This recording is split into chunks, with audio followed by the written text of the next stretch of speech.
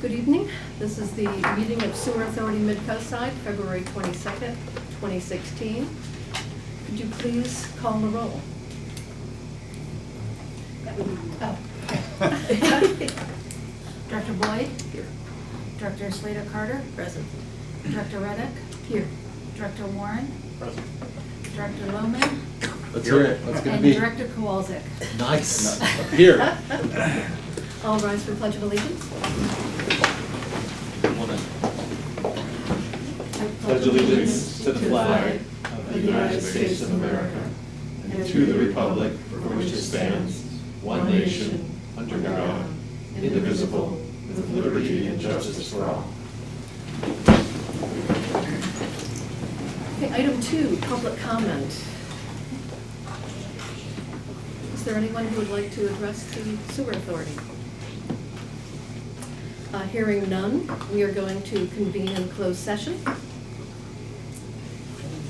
For item A, conference with district's labor negotiators pursuant to Government Code Section 54957.6. District's designated representatives, Fran Buchanan, IEDA, and Beverly Marshall, General Manager.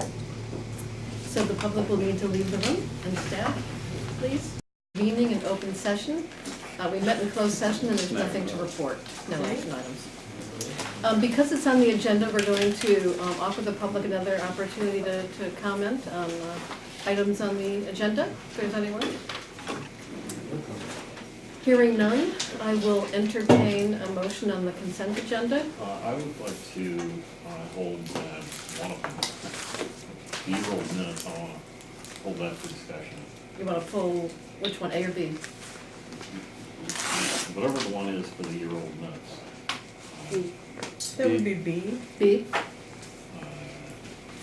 It is B. Can I have a question on agenda item C? So pull B and C. Is there a motion to approve item A? So moved. Second. All in favor? Aye. Item A is approved. What has been the policy for considering items pulled from the consent agenda at the end of the meeting or Typically took them prior right to away. the? Yeah, we'll do it right now. Right. Okay, so item 6B, minutes of March 16th, 2015. Letter? First, I have a question. The implication of this being on this agenda is that it was never approved. That is correct. And investigating some discussions from last year, it was determined that for some reason this never made it on an agenda to be approved. Okay. So, are these the minutes as written a year ago, or were they Yes, reconstituted they were there now? and just never made it onto the agenda. So what's missing from here very explicitly, and this is the reason why I held it for discussion, is that we explicitly did not authorize hiring the additional operator at the time we put the money in the budget. And that has to go in the minutes that we're being asked to approve. I concur. Staff, there's no one from staff here who was in that meeting. It was not, there was no audio, there was no televised, and I believe the staff person that was taking those minutes, it's just, these were the minutes that were recorded at that time. We went through a transition right at that time, and Yeah. I recommend that we update this to reflect that the staff position that We were budgeting for it. that we were not budgeting but authorizing. not off. Yeah, something to that effect. As long as we update it that way, I'd be happy to support it. You would have to, because there's no one left that has recollection, so you'd have to tell us what specific language. No, that's The what I'm specific saying. language would be, why don't you try it? That we were budgeting for it in case the board later agreed to increase the staffing level. That's fair. Yeah, that's fine. Is that sufficient? Okay. Actually, we need to add on to what I just said to say, and we were specifically not authorizing the filling of that additional position yet. Yeah, that's right. Is there a motion to approve the minutes as amended? So moved. Second. All in favor? Aye. Item B is approved. Item C, Rick, you had a question? Just for the record, I believe I heard Boyd say second as well as Loman you seconded? simultaneously, Okay. so You take this who outside. wants to take the official second on Gotta that? give it to Rick. I'll do. I always support the Ricks, yeah. All right. I'll take I'm suspecting a Rick bias. Okay, Sounds so like Director it. Loman will be the second. Sorry. And Rick, you had a question of item C? I do, just a question for clarification, on page 18, there is an item 77658. Is that PDF, Dave? It is, it's the only thing I have. So, engineering services for January 2016, $11,926 to SRT. I just want to understand, is this additional incremental work, or is this part of existing pre-budgeted project work? I believe it's part of the IPS engineering. Thank you. Move to approve consent agenda item C. Would make one comment. I was impressed to see that there's a Costco membership to help keep costs down. Second. We've had a Costco membership for, I'll let you I second think as this long one. as I've been on the board. Oh, wow, good gracious. I hadn't seen it. Okay, motion to approve disbursements for February 2016. It's been moved and seconded. Move it second. All in favor? Aye. It's burning. Moving on to old business, update on intertide pipeline system reinforcement project. And the IPS project is almost under completion. We finished the force main. We completed installation of the air release valves. We completed the paving. And the only thing left is the installation of the additional pump at Montara Pump Station. And that is expected in early April. So the major part of the work is done, everything is waiting only for the pump. Any questions? The chopper pump just makes it so instead of plugging there, it ends up down here. Maybe that's a Tim question. We didn't have a pump there, so we have to install a chopper. Right, but the new one's a chopper pump that Yeah. apparently hasn't been there for a long time. It's gonna be better. For, right off the top of my head, I don't know how long the pump has not been in place, but the fact that we only have 2 pumps there and we have no redundancy is, we went with the chopper pump because it's newer technology. Does that require any additional maintenance compared to the other types of pumps that are there?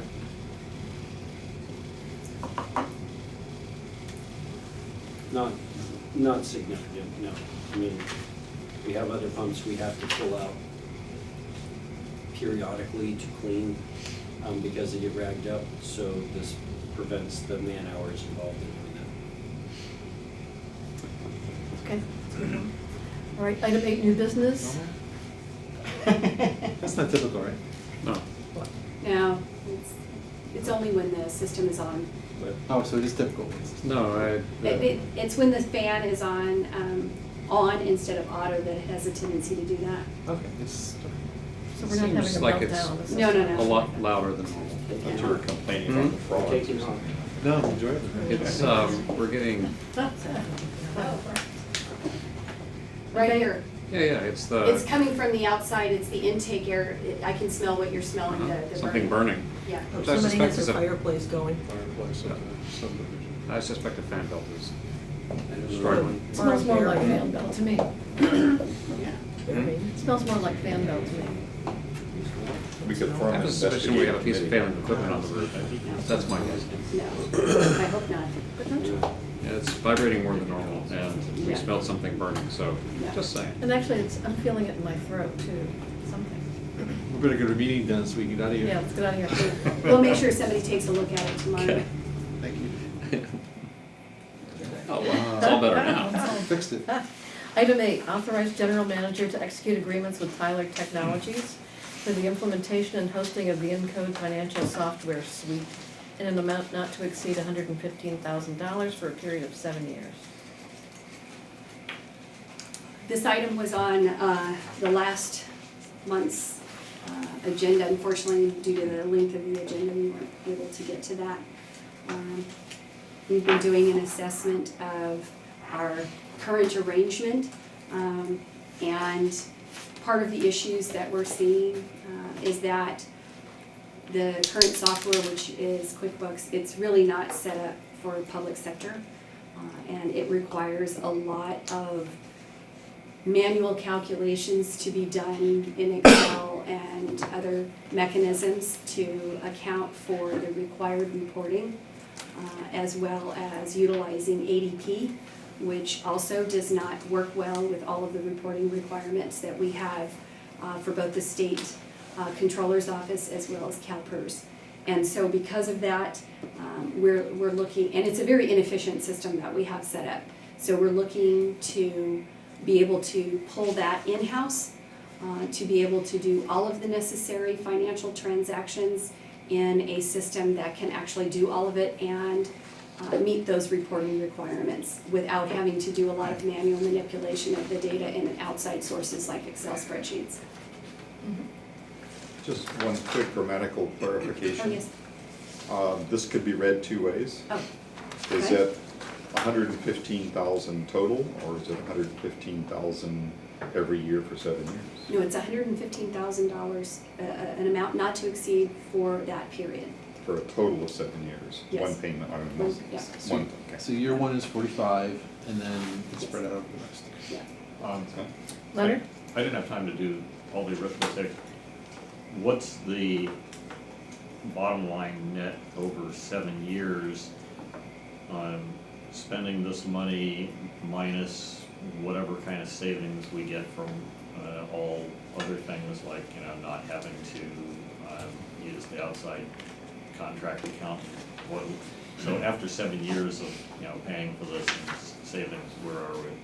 Well, it's actually going to be pretty close to a net, because one of the recommendations that we are going to be making as part of the budget process is to transition some of that accounting work that is being done by outside consultants to a staff position in combination with the ongoing use of temporary clerical assistants. So when all is said and done, it will be approximately a net cost.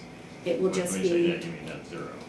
yeah, there might be a minor cost, but since we haven't established what that classification would be and what that cost is, that would be a representative position, and we have not got to that point, but based on estimates that we have, that it would be a minor difference compared to the total cost of everything now. And by minor, I mean fewer than a few $1,000s a year difference compared to what it is, but the ability to be responsive, efficient, and effective, and it's hard to quantify the additional staff cost of productivity of having to do all these manual manipulations.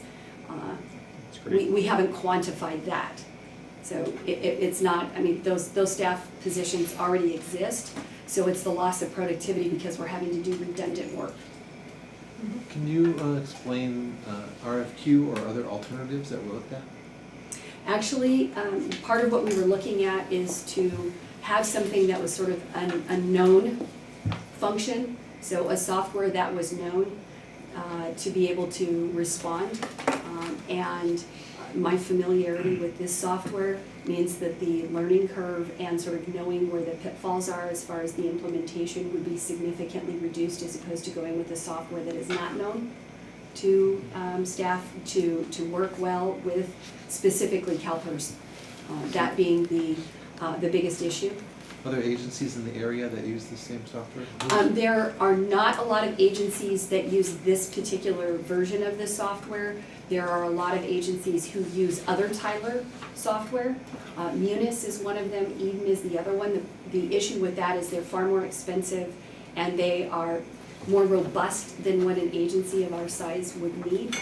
I did include with this a list of agencies that do use this software, for reference purposes.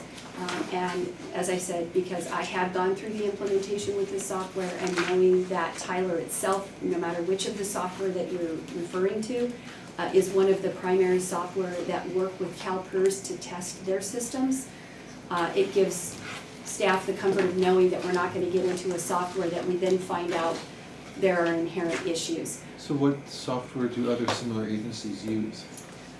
Springbrook is another common software. There are some other sort of specialized softwares that are not globally used, that are sort of what I consider one-offs, that I would not recommend. When I went through the implementation and selection at another agency, there was another software that I would have recommended. Unfortunately, they've been sold off and they don't. They are no longer in existence for governmental agencies. There are other agencies that use some of the more private software that's more geared toward nonprofit and privatized. And they have the similar problem, which is that you have to do a lot of manual manipulation in order to make the PERS software work. And so there, in my work with CSDA, CSMFO, and CASA, talking to various agencies, there's only a handful of softwares, Springbrook being one of the most common, and one of the Tyler suites, whether it be Encode, Eden, or Munis, are the most common. I have two concerns. First concern is that when we look to identify a software package, we want to typically outline the requirements. These are the specific things I needed to do, so I have this scope defined. And the second thing, and so I'm not aware that we did that, although I understand you're personally familiar with it, so that's helpful. And then the other thing that concerns me is that this is an exception to our purchasing policy. So it's not an RFQ, not a request for a quote, and so it's $115,000. I don't see the requirements, and we're not competitive with this. So those are my observations. I just want to jump in here. You know, we had a lot of this discussion last time. You know, we heard Beverly's description of why she brought this forward. We discussed the issue of the process. I personally, you know, am willing to go along with this on this issue. I agree that we need, going forward, to pay more attention to our purchasing policies. But it seems to, you know, I think she's done her homework here, and it seems to make sense to me. So I don't want to go back and have the entire discussion all over again. I'd rather just, you know, have some direction from the board rather than extensive discussion. If I could just respond to, we actually do meet the requirements of the purchasing policy because we are utilizing the NJPA, which means that they have gone out for the RFQ process. Much like piggybacking on a state contract where the state has gone out and gone through that process and selected Ford vehicles under the state equipment purchase, and then we are allowed to utilize their contracting process as satisfying our procurement process. That's what the NJPA does, and by utilizing that, Is that in our policy? I don't think that's in our policy. I mean, that's good to know, but I you're appreciate we telling get us that something benefit, new, but I don't right? think that's actually part of our policy. Right. well, it does talk about sole source, and that it is very difficult to get competitive bids on a particular product if there is only one vendor that sources that product. I think we do well to talk about contemplating that in the policy, so that we hadn't thought about that. I mean, I think you're probably picking that up. But I mean, I don't think anybody's arguing with the notion of, you know, if somebody's gone out there. I mean, I'm familiar with other purchasing organizations, and yeah, there's always benefit to that. So, you know, maybe we can take up as a separate item later, working that into our policy so it's more explicit. Because that is typical in the procurement world, that if you're piggybacking on somebody else's procurement process, the state, the county, another entity that has gone through that, then you're getting the benefit of them having gone through that lengthy process, and the benefit of whatever negotiations, usually larger agencies can negotiate better, and so that's fairly industry standard. We do that in the city too. Yeah. Catherine? Real quick, this is a commitment for 7 years? That is correct, because the reason why the recommendation for the hosting is so that we don't have the capacity here to expand our server in order to host it ourselves. And so basically what they're doing is buying server equipment to host it dedicated for us, and so they have to get the return on the investment of that It's a equipment. cloud application, correct? I'm sorry? Is it a cloud It application? is a cloud application. So where physically is it hosted? It is hosted by Tyler, and we would access it through, Like at their office? Yes, Or, yeah. I mean, do You don't know where it's hosted. do they Yeah, have a that's secure right. data center? You don't know where Yes. it's We're hosted. not gonna tell you.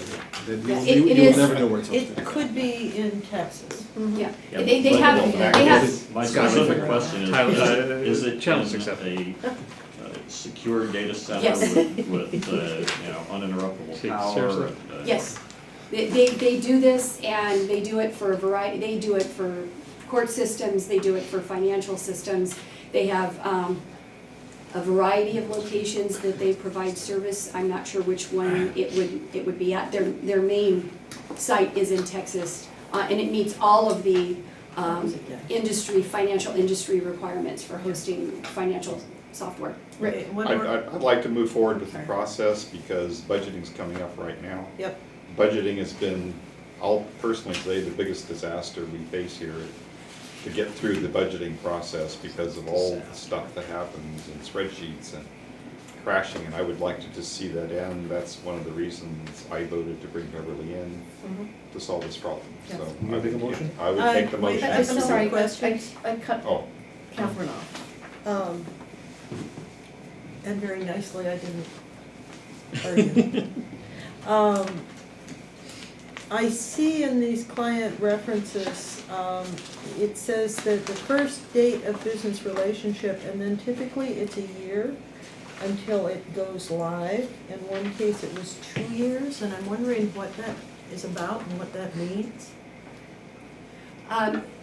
It is often the case that you run concurrent years. There's a couple of ways you can do that. My apologies, I meant to put this on the agenda, but I'll take an opportunity now to introduce Kathy Matthews, the new Supervisor of Administrative Services, who has extensive financial service delivery experience. But when you implement, there's a couple of different ways you can go about it. You can have them convert past years, and that's your redundant check to make sure that all of that conversion worked, or you can run concurrently with your old software system at the same time you're running your new software system. Oh, okay. We are not asking them to go back and convert back years. It's basically a clean start, which we would like to do for ease at the beginning of the fiscal year. So our startup time would be considerably shorter, as we're not asking to run concurrent or convert past years. Okay. So it would be live for this And coming Leonard, fiscal I'm year. That not is done, okay. Leonard, I wasn't done. Thank you, It's just clarification. thank you. I'm wondering if this will work with OpenGov. They are very familiar with OpenGov, yes. And OpenGov, I have spoken with them at my previous agency that does use this software. And whether or not that would be an economically feasible approach, obviously that would be something we would have to talk about once we got there, but those two systems do talk. Okay, that's all I wanted to know. Yes. We may want to do that as a future agenda Yes. item, and I didn't want to preclude it. Yes. Okay. Leonard, one last thing. No, I just, now the clarification question was that, so this will be the live system for, starting at the upcoming fiscal year? That is our hope, that we can get it to go live so that we start that fiscal year clean. And then we will close out the previous fiscal year utilizing, obviously, the QuickBooks, but that every expenditure going forward from that would be starting off at that point. We have all these two over here agitating to make a motion. I move that we authorize general manager to execute agreements with Tyler Technology for the Encode software not to exceed $115,000 for a period of 7 years. Second. We have a motion and a second. All in favor? Aye. Aye. Aye. Opposed? Motion carries. I would like to ask that we get periodic updates on how the transition's going.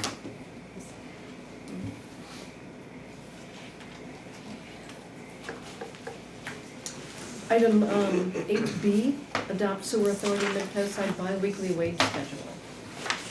As you are aware, or I hope you are aware, that the Public Employees Retirement Law requires that in order for CalPERS to recognize the wages that are paid by a governmental agency that are reported to them that are going to be used for the purposes of calculating retirement can only be done so on an adopted wage schedule. There is some active discussion on whether or not if a wage scale is adopted as part of an MOU, if that satisfies that requirement. The general guidance in the industry at this time has been to adopt an actual wage schedule that is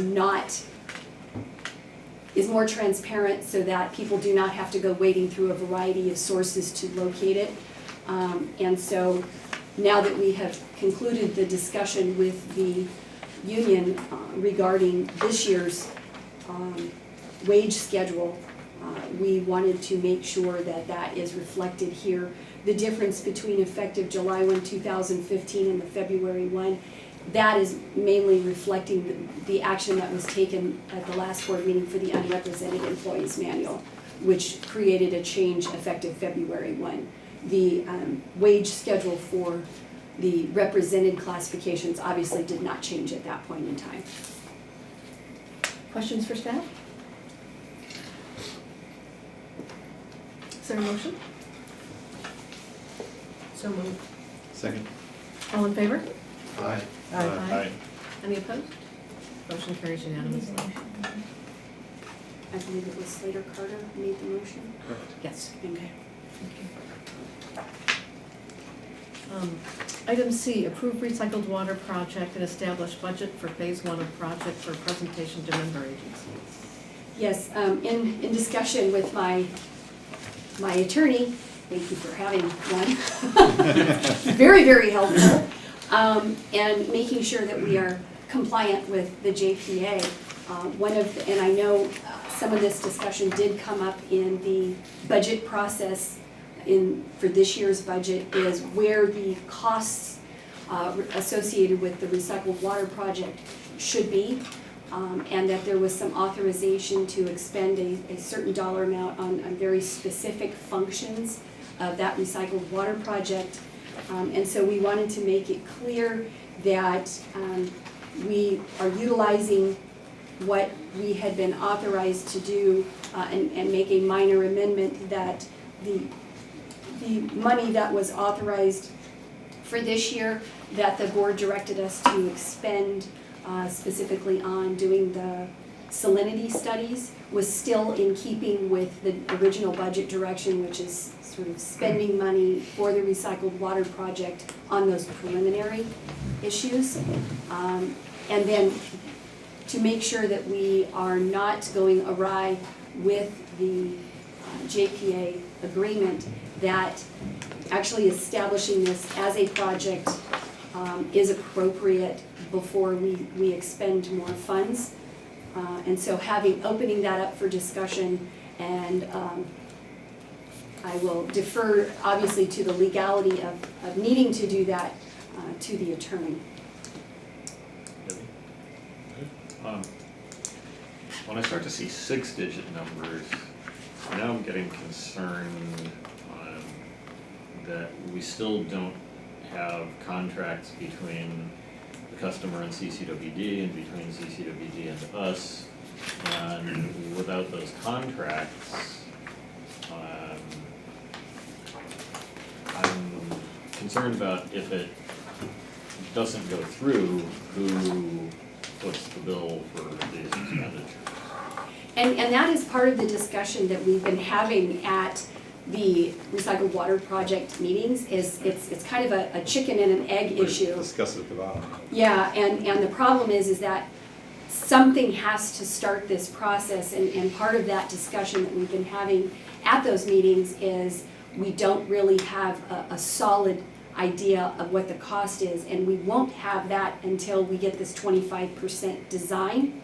And we cannot go forward with determining if additional funds are available, say through a grant or some other fashion, until we do the 25% design, and there is no authorization to spend money for the 25% design until we get a budget for the project. So at some point, somebody has to officially start that process. And as far as the JPA agreement, it is defining it as a project and sending it to the member agencies to see who is participating that jumpstarts it as far as SAM is concerned. And where I got the estimated cost for the project was the SRT analysis that was updated in the spring of this past year. This was an engineer's estimate for the project, which right now is all we have.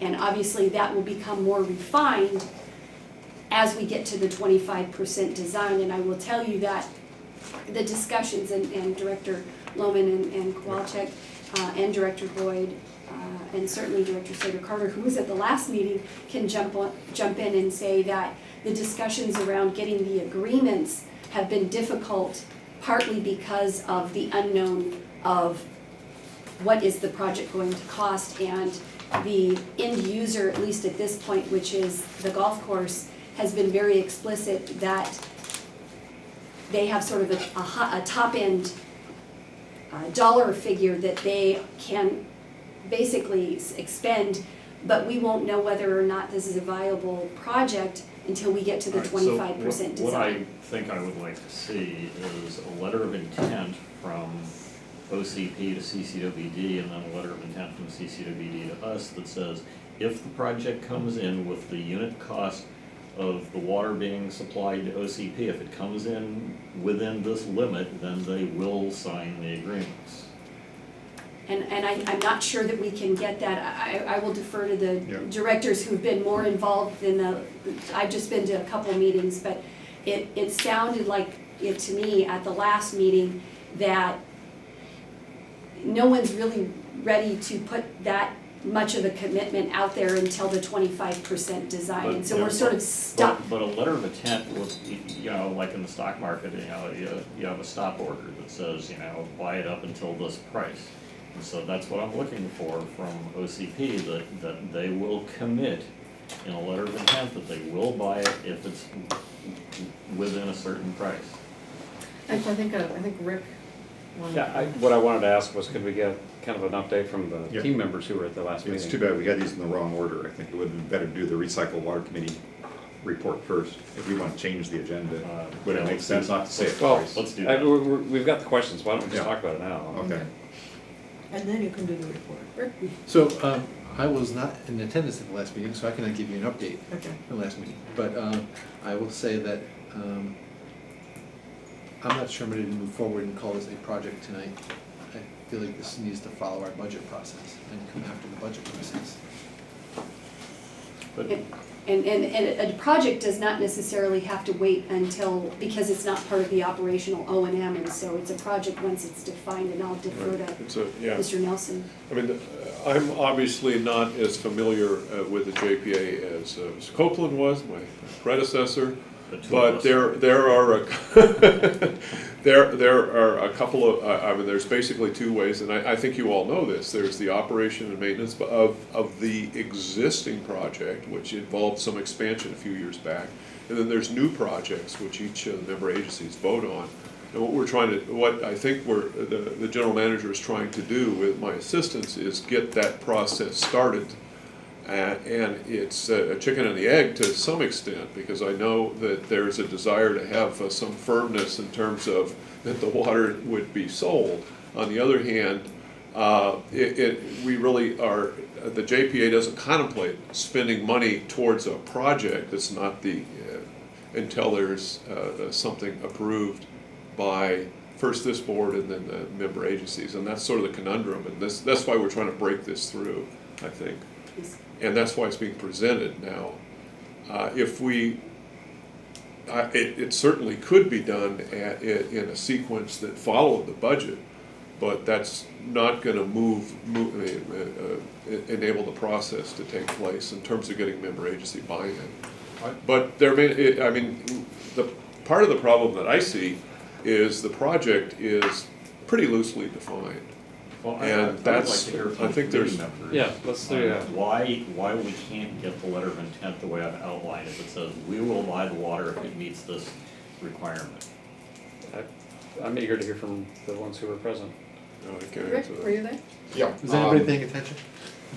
I pushed hard for this at the Recycle Water Committee because I think everybody in the room, and as Beverly described it, we just, at all the meetings at here or CCWD, nothing was happening. We just keep chasing.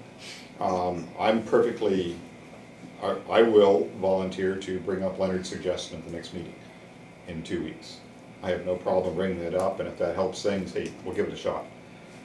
But the process has been, you know, nobody knows what the dollar value is, and that's the key thing that's going to drive the project. So at the last meeting, I said, I can't speak for the SAM board, but my personal opinion is that we need to move this project forward. And everybody has agreed it's the 25% package.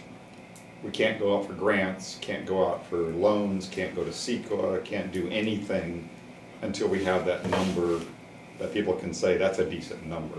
Can I ask a So question? I said, I will take it to the board. It's my opinion, we need this really badly. And my personal thought is that I will vote to push this through. And I think that's another item on the agenda here, the SRT consultant thing to do that, because this will not happen unless we get it going. And I think that's a commitment to the community that everybody would expect us to do, because the community said, do this project. I don't think there's a high risk, because Kishen's numbers and all the other numbers show it should go. No, I'm So with that's you, where I and that totally fits with my understanding of it. Okay. We did have an action item from the prior recycle meeting where the three parties would get together and start talking about potential contract Yep. And terms. that's started. And I'm just curious how far along that is, because to me that seemed to be the horse, and this part feels Yeah. like the cart. If I can answer that. First of all, OCP was not there because he was traveling or sick, I forgot what. So he could not be there. They have been discussing bullet points. The idea was to bring bullet points to frame the contracts. You know, don't write all the legalese yet, but here's 15 things, and I've done that. Kishen and I and Beverly, we've got to start going on that. So basic terms. There will be terms. 2 contracts. They're not done yet, Mhm. but, because we didn't have OCP there at the last meeting. But that is moving forward, and that is still the goal, is that those will, because everybody wants to see a contract, because then you're safe, but they wouldn't sign the real contracts until they see the number. Sure, it's a bit of chicken and egg. So- Catherine, that you have. Well, yeah, I think Rick outlined it pretty well. I think that, before anybody is willing to make a commitment, they need to know what the number is, and it's going to cost money to find out what the number is. And it was better to have a more accurate number than wild ass guess.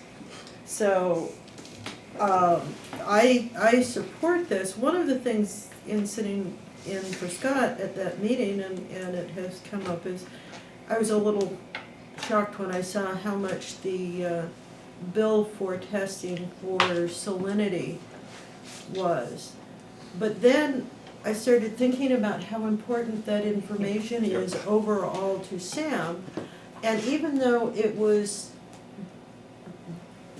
intended just for information for use on recycled water, it actually gave us a very, very important set of snapshots of the system and where we may be having problems. And it seemed to me that was money, once I had a better sense of the information, it was money that was well spent, in that it will help us direct our priorities for our maintenance and repair things that we need to do. So part of what I see, we can't ask either OCP or CCWD to commit to something in a vacuum. They're just not going to do it. I like the fact that Sam is taking this lead and is following the public vote from Half Moon Bay. What was that, Debbie? 10 years ago? Something 5 years ago, I don't No, know. it was, 2007. yeah. So 9. 9 years ago. I mean, it's Mm. and I like the fact that Sam is stepping up on this, that the city council is stepping forward on this. I think that's a trust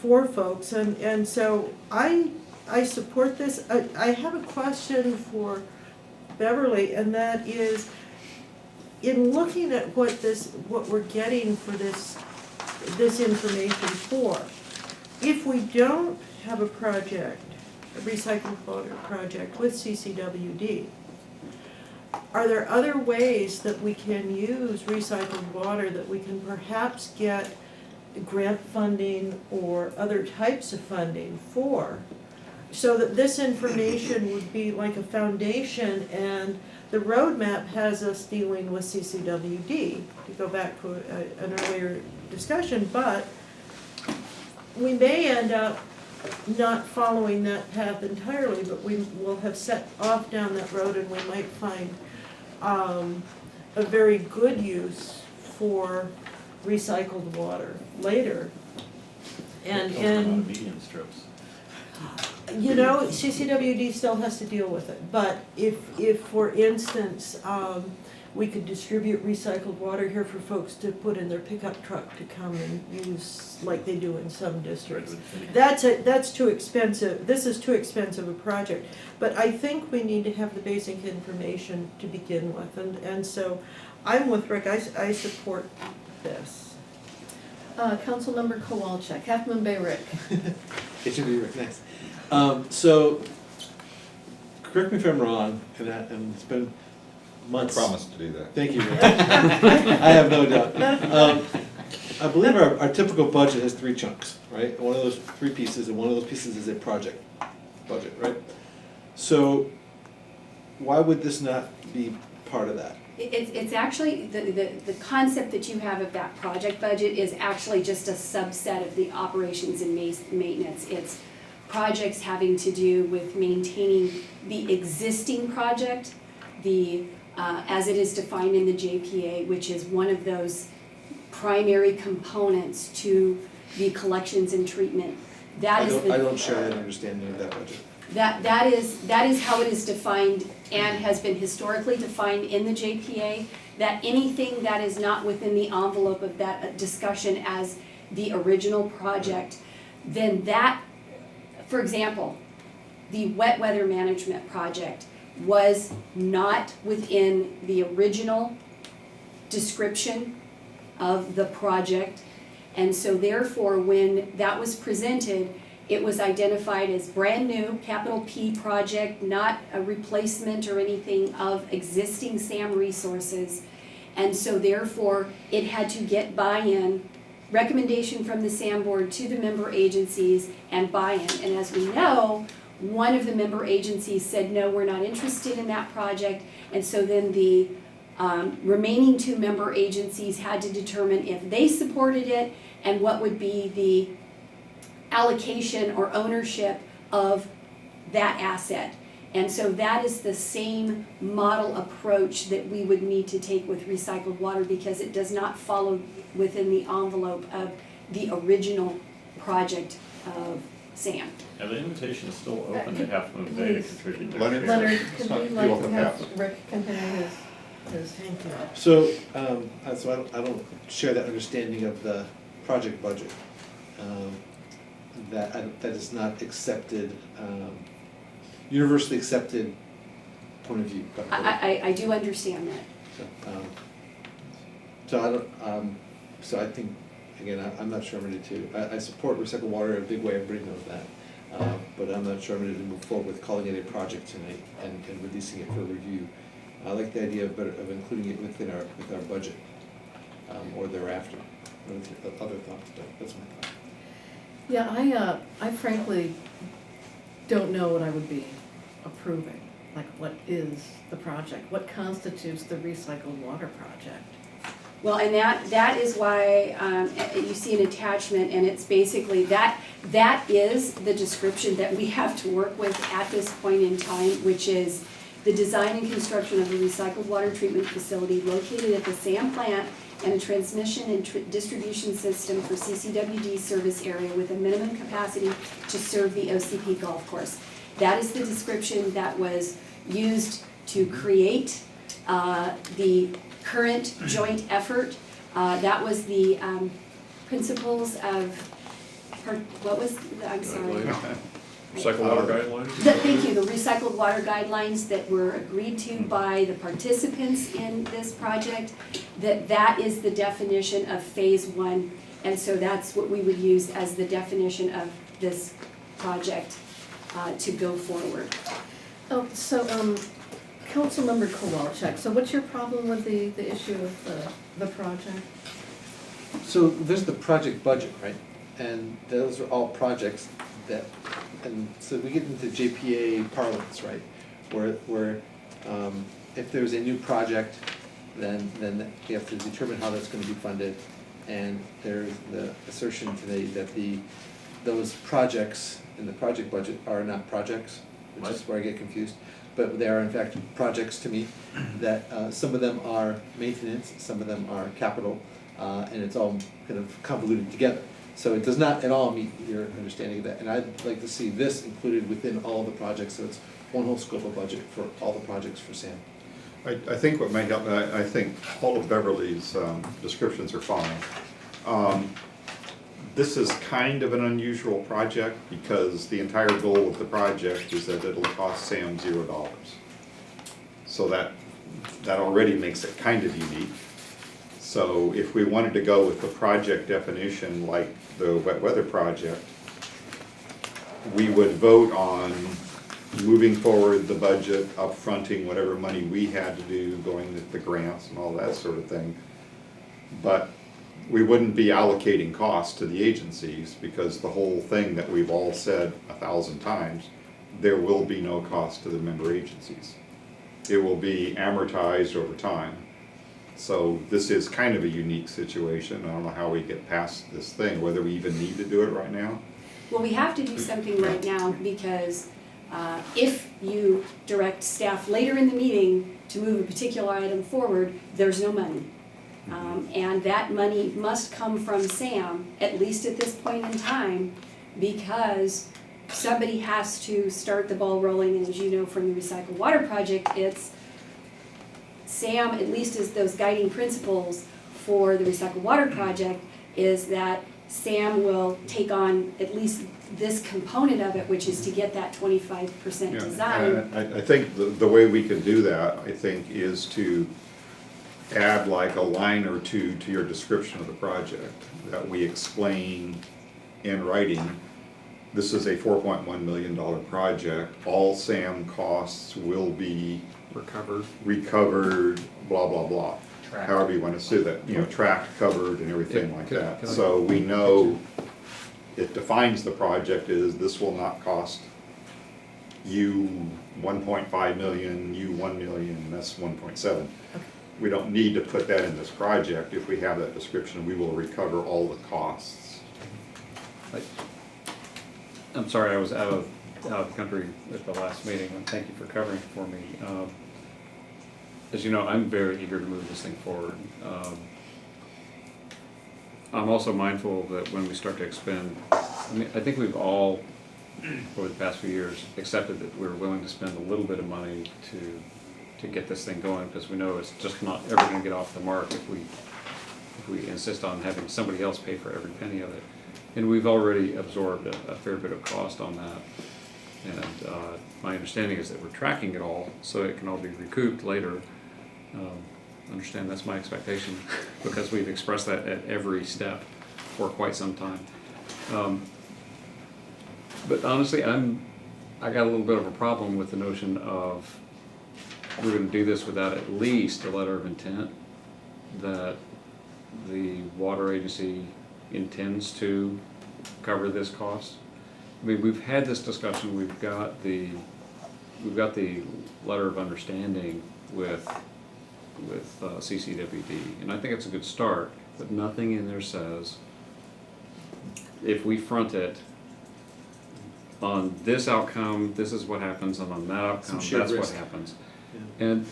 And everyone's known for quite some time that we're gonna get to that point. I think we're at that point.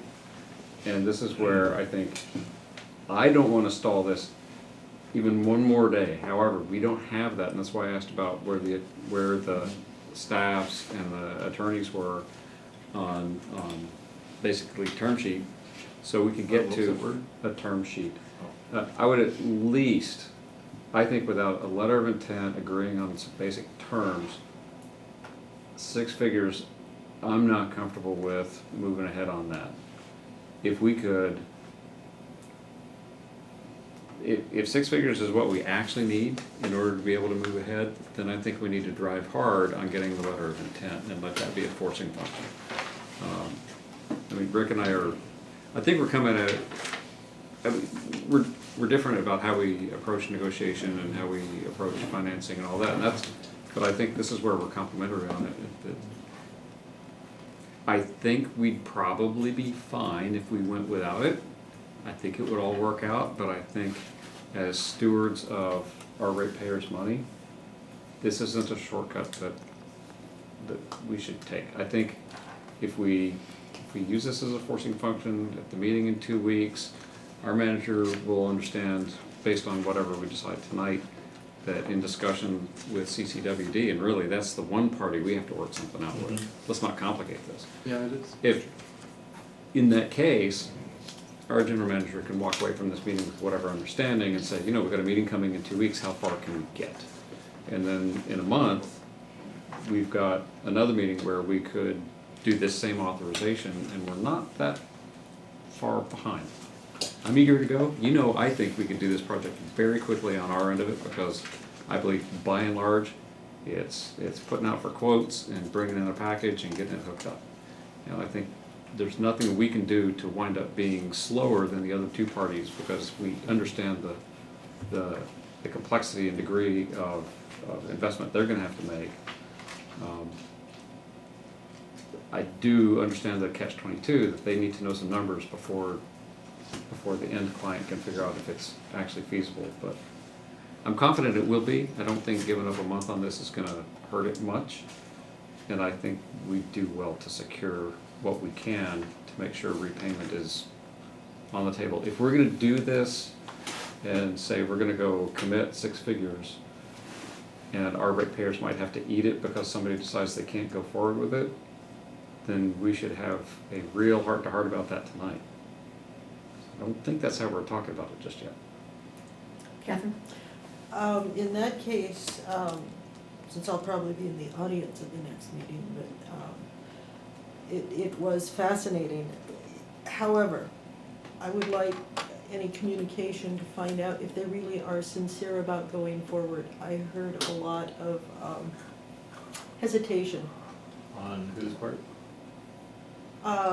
The only people who were there was CCWD. Oh. Really? And I heard quite a bit of hesitation. And I'm sorry, that was really about the hesitation, not about the attendance. I know that Bruce had some surgery. So. Yeah, and it wasn't OCP, but it was CCWD, and so I'd like to see them either say, yes, we really are sincere about going forward with this, or no, let's just stop having this on meeting agendas, and then Sam can look at perhaps talking to, Beverly can do some work, and we can find out what we can do with recycled water that would benefit the community in Sam and would not involve a CCWD. So your comments, Catherine, give a lot of credence to what Scott had to say. All the more reason why we need an LOI or some terms defined. I mean, look, I think we're all really interested in having this work out. We know there's a client where, I mean, they have a real need. We know that this community would really benefit from this. I think we're all committed to that. We're gonna find a way to get this done. If CCWD is not able to come along, I'm convinced we're gonna be able to come up with some way to get it done anyway. That's right. I'm committed to that. I want them to come along. It makes total sense. But if that's a problem, tell you what, in a couple of weeks, we can have that conversation with them. before that couple of weeks, we can ask staff to see, look, what can we do in terms of, brass tacks points that we might be able to sign an LOI around, so that at the committee, we can have that, push that conversation to the, ratchet it to the next step, and see if in a month we can't come back and talk about committing some money. So how does everybody feel about that? I don't. Well, I think Scott. I'm totally opposed, I'm sorry. I think Scott and I are on It's gonna exactly the same page here, because it sounds to me like he just restated more words That than I was sounds like getting at. Catherine. I'd prefer to make it go ahead, because as I said, I think we can find uses for that information that will benefit Sam and benefit the system. And so for that, I'm willing to spend the money. As I said, that salinity study, at first I was shocked, but when I thought about it and I started looking at the information that had been gotten, it was much more valuable to us for M&R than it may have been for recycled water. But, so I'd like for this to go forward, but I do think at the same time, we could be talking about, do you guys really want to be part of this? If you want, just give us a letter saying no, thank you, and then we can work directly with OCP. Okay, so we have kind of 2 and 2 here. Rick, where are you standing on issues? As I always am, I'm aligned with Scott Boyd. I'm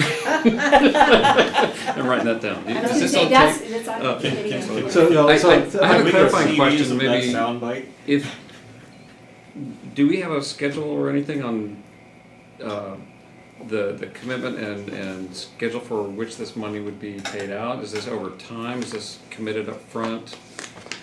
I'm curious whether or On not, the project? well, if the item that we're considering right now is approved, would this be committing to the full expenditure of the full amount?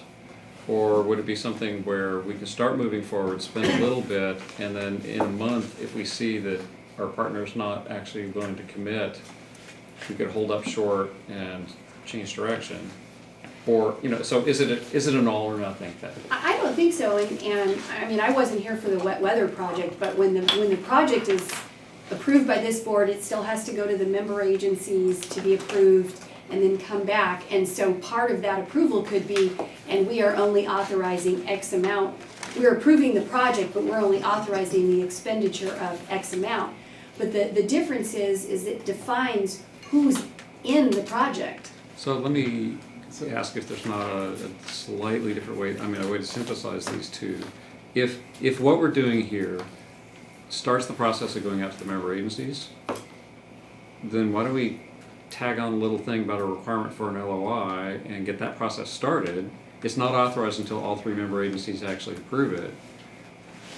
It just sends it out for discussion and ratification, and so let's give the agencies what they need. I can promise you from City Council, what you're gonna hear is, what's the agreement in place? And so it's gonna be almost moot.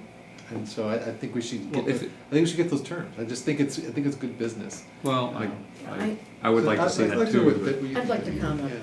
So I could probably go ahead with establishing, approving a project and a project budget, but I wouldn't want to authorize any expenditures until the member agencies actually had their approvals.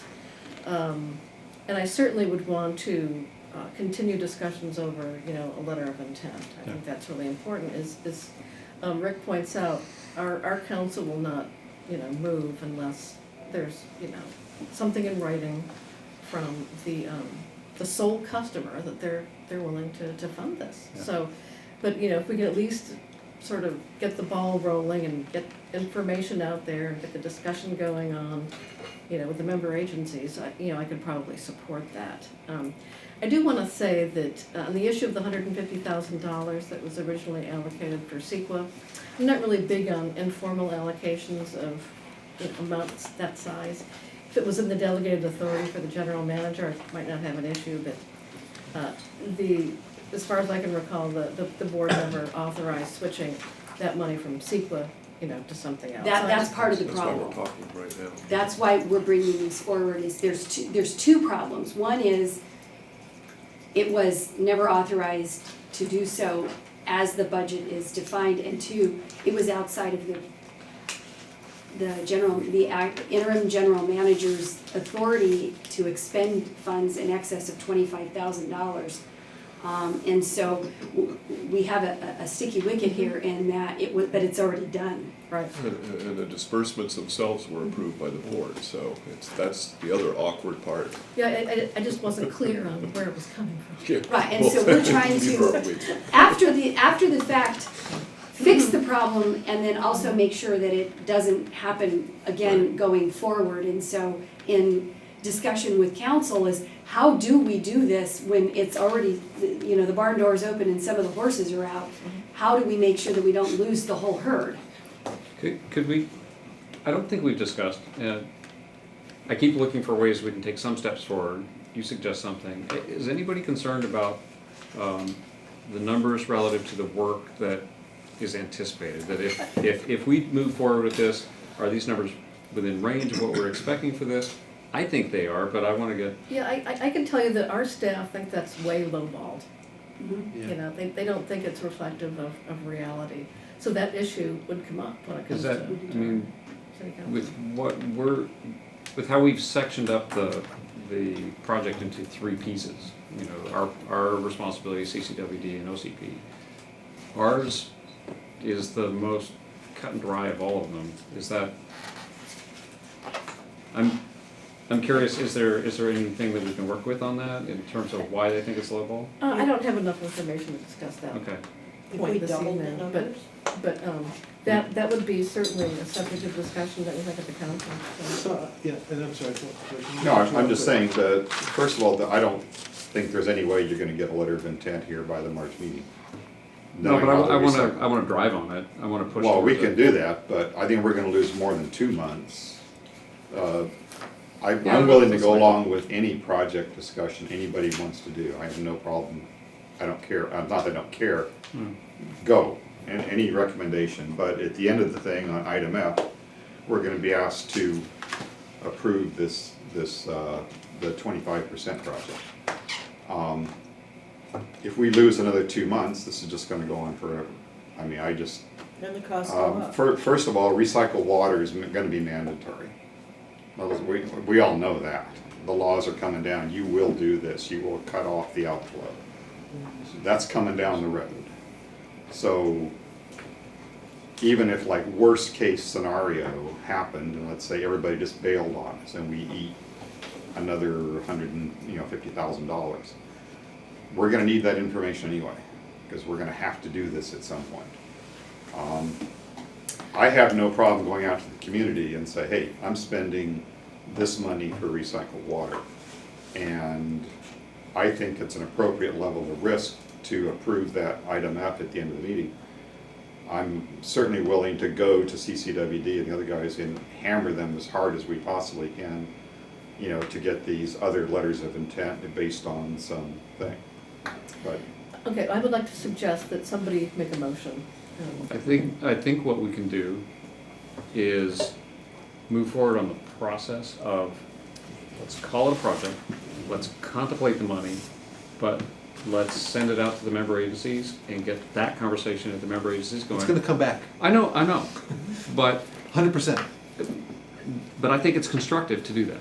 I think it is too. And I don't think it hurts us much in terms, it's some effort, and we'll have some discussions, but I think it'll also put more things on the table so we can hammer them out earlier rather than later, right? I don't want surprises later. It would be wonderful if you had the letter of intent and clear project design and we could all just give an up or down on it, but it's just isn't going to come together that way. So the chair suggested 2 pieces, or I heard one piece from you, another piece somewhere else. 2 pieces be added.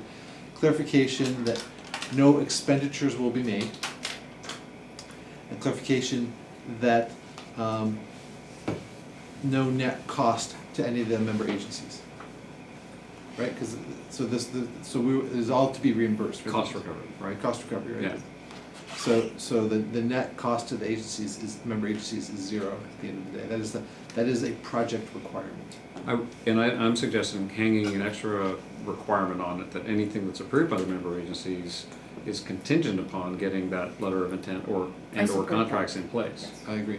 Because we all know we want that, so let's put it on there so that when we go to the recycled committee meeting, we could say, we'd love to move forward, we need an answer from you guys. If you say no, we go one way, if you So- say yes, we so go if the they other. go no, it's not, then it's, I want it, it's a poison pill. If they say no, then it's not a project. So it's a If project. they say no, I promise you I'm gonna come back here and talk about ways that I believe we can get it done and Then, achieve the then same that's a result. different project. So Okay, I want, I'd like I one, want, I'd like I one want of the you to language. frame a motion, please. We're trying. We're working on It's it. easy, you got it, you just need to state it. Rick? Before the motion, let me make sure everybody Let's make a understands the motion first and process. then you can comment. No, Okay? everybody Yes, needs to and the understand the chair. process. If the motion is wrong according to the process, Let then Rick try, I won't call the vote yet. let Rick try, and then you can criticize it if it needs. Well, Rick, pressure I me. like your definition that if we get a no, it's not a dead project, it's a different project, and we need to do other Yeah, we'll exploration. kick it off again. I think Rick L. Made a good point, and I think we do need to be moving forward on this. The information we're going to be getting will only cost us more to get later. Rick, shoot. It's a lot of pressure, Rhoda. You'll do fine. You've been so agreeable tonight. We trust you.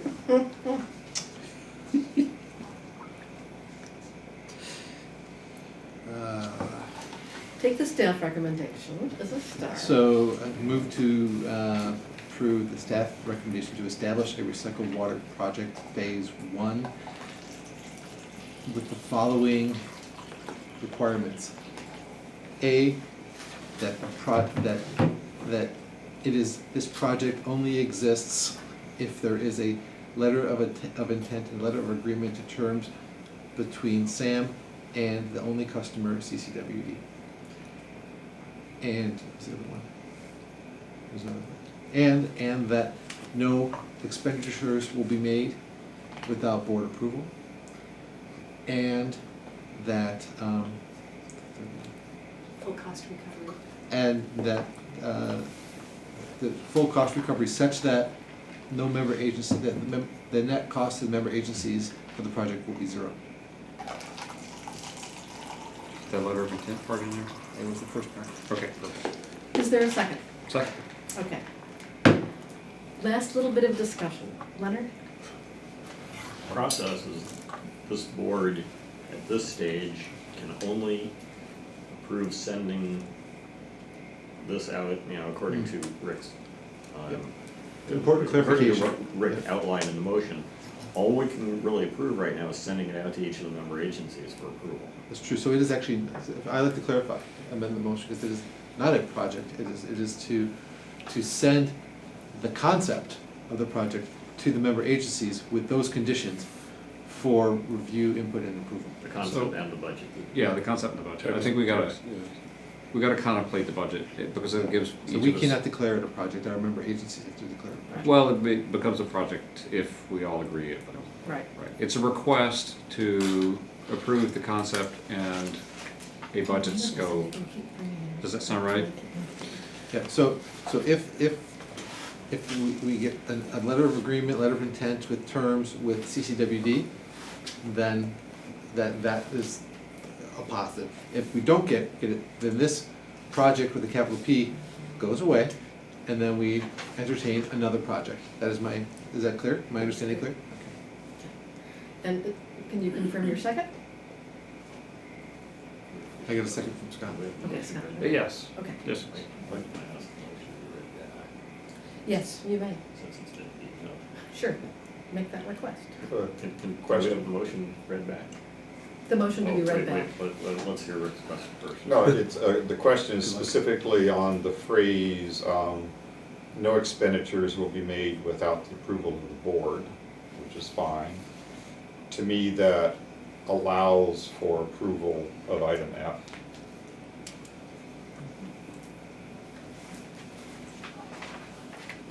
Not Which to against me is- this. Well, I mean, I'm just saying, the We phrasing, could choose, No, if we need full project approval, in the next 3 months, which is what it's gonna take, what monies, before we make any expenditures, I'm we voting no. put something in last year's, or in the current year's budget for recycled water. We did that. Let's visit that and see what we've got available, because we're okay if we, Well, that's- Oh, I'm seeing. We have nothing available, that's the problem. okay. We've already expended it All right. on the salinity Okay, studies. all right. Yeah, Oh, this that was is one not, avenue. so without, then I can't spend money against this because it's not a project, because I don't have a letter of agreement.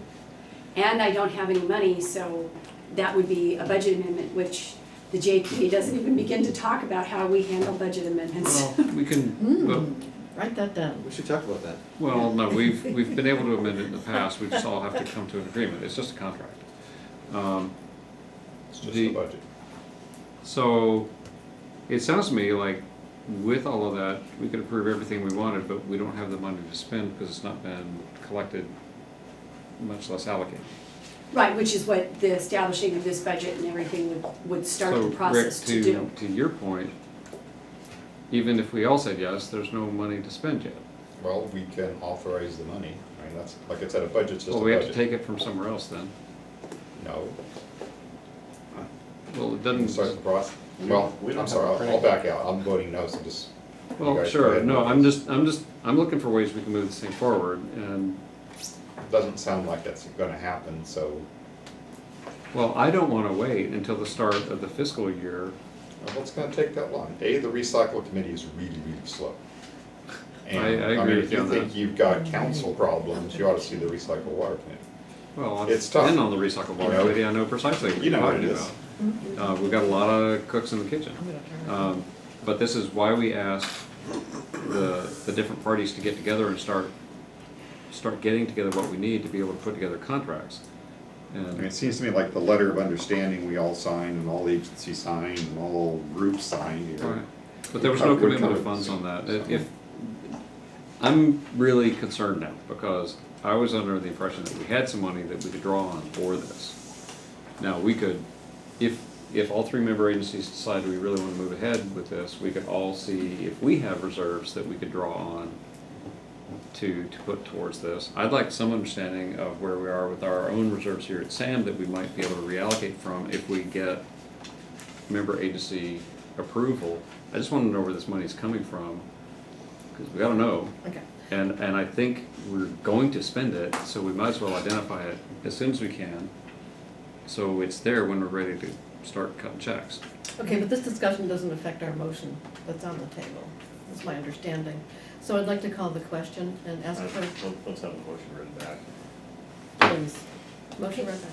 The motion was to send to the member agencies, approve phase one with the following exceptions, with the following clarifications: no expenditures without the board approval, no net cost to all agencies, all monies will be recovered.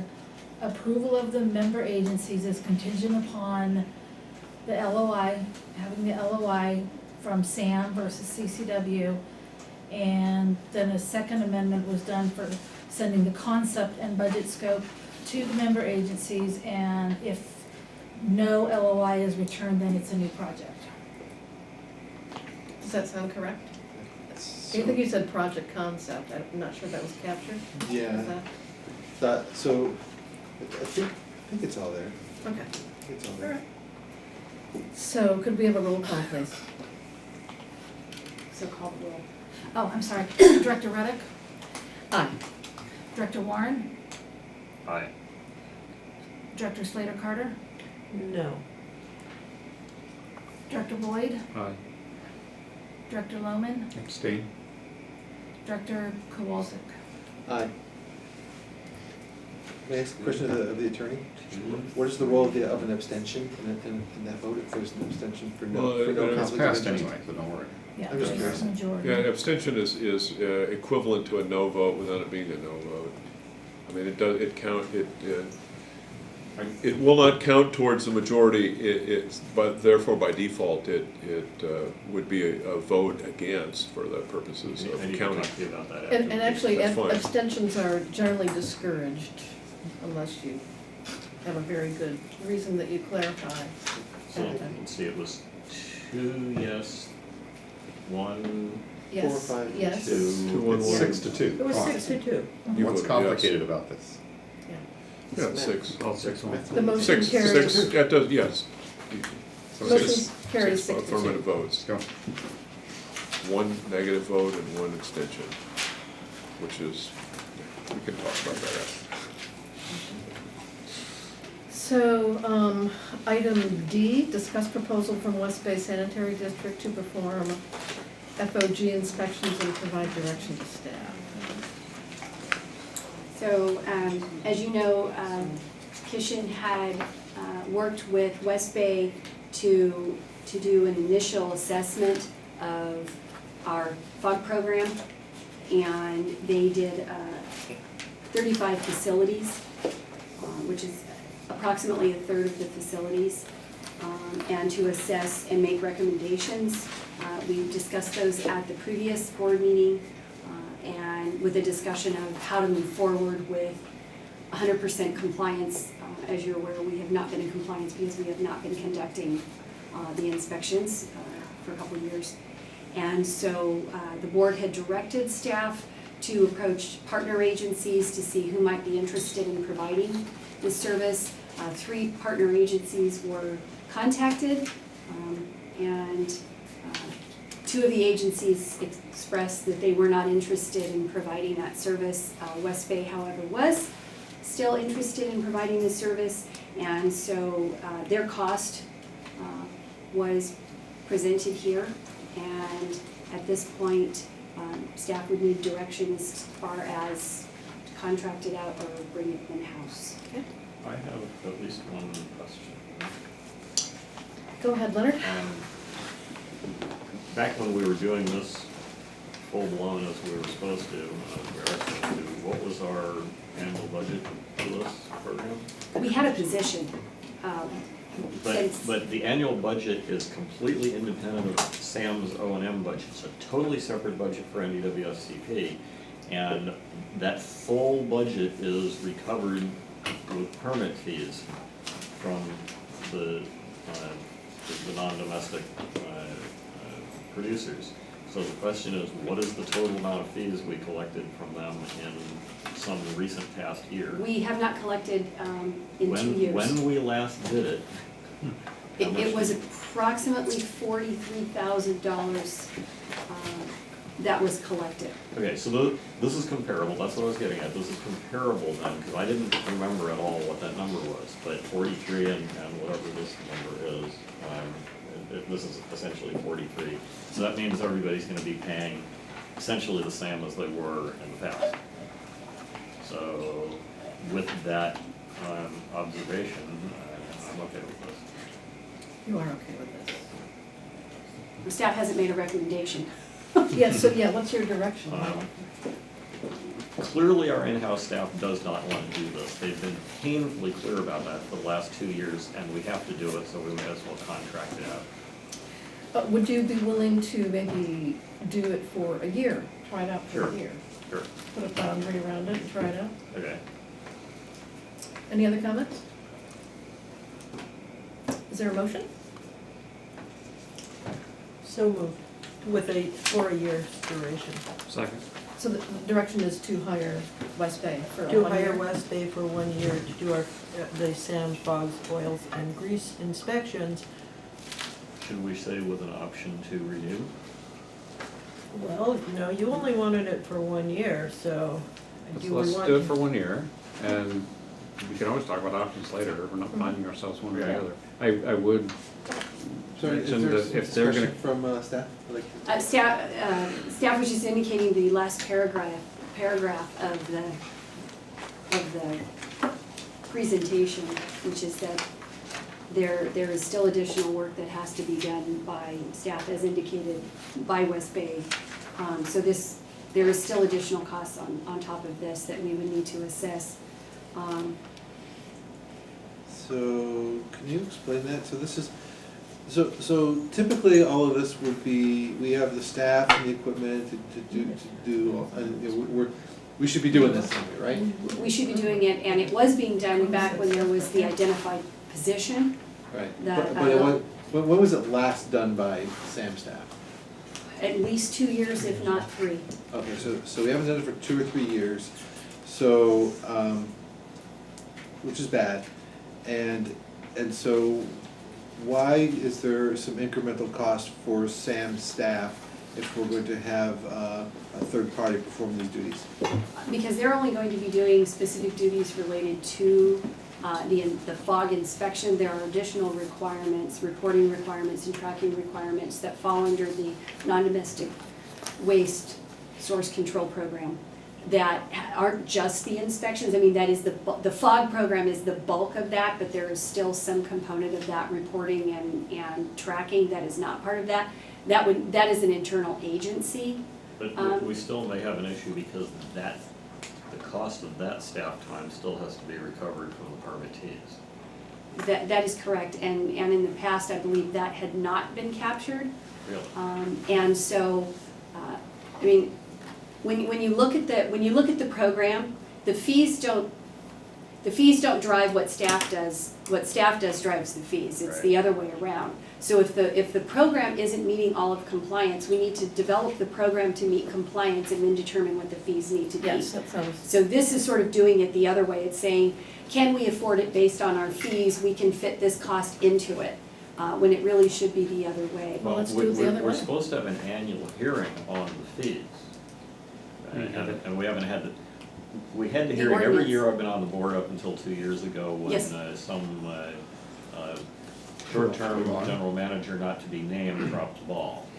All Well, right, and- so, okay, how are we gonna go on this? Well, and to let you know, the ordinance that you've been adopting is actually no longer compliant. That changed, I want to say at least 3 years ago. And so this ordinance has been since the 90s, I think, and it's just been all that's been changing is the cost part of it. And so we'll need to do a full assessment, and part of that was included in the quote, but certainly we will need to have a full assessment of the So some non-domestic legal source counsel time, program. too. Well, and it's the program as a whole, which has changed significantly over that period of time, which is why I was saying there are costs that are associated with this program that are not just the inspections. So some of that has to be borne by the agency anyway, because we're just required to do it whether or not we ever do the fog inspections. There's just a component of this for our permit. And so we will need to work with the consultant that does our NPDES permit to make sure that we're in compliance. And some of that will likely Leonard, fall just on jump staff, in. Sam's staff. Yeah, please don't. So it looks like we do need a more comprehensive approach here, so. Well, and that was why staff wanted to bring, you asked us to bring this forward as well as, I mean, the hope was that we would get more than one agency who might be interested. We only have the one agency that's interested. And in looking at this, there's definitely some cost, and we have not had an opportunity to assess that, although we do have a general understanding of what that might entail as far as staff time if we were to do it appropriately. One of the other issues is we still have the cost of the laboratory work that was being done in-house that was also associated with this, that has been picked up by other staff and or contracted out.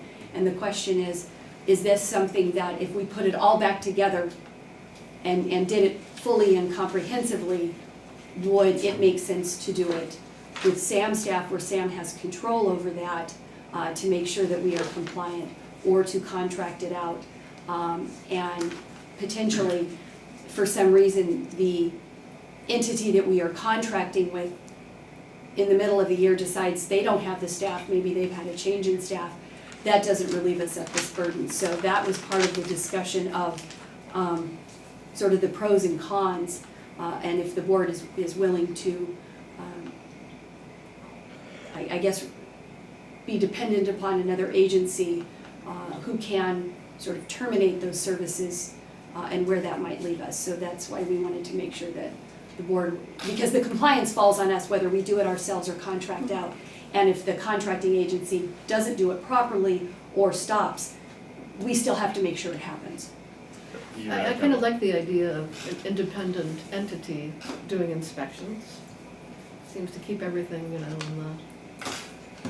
on the up and up generally. I think we need a provision in the contract with them that says if they're gonna stop doing it for us, they have to give us, some amount of notice so we can make alternate arrangements.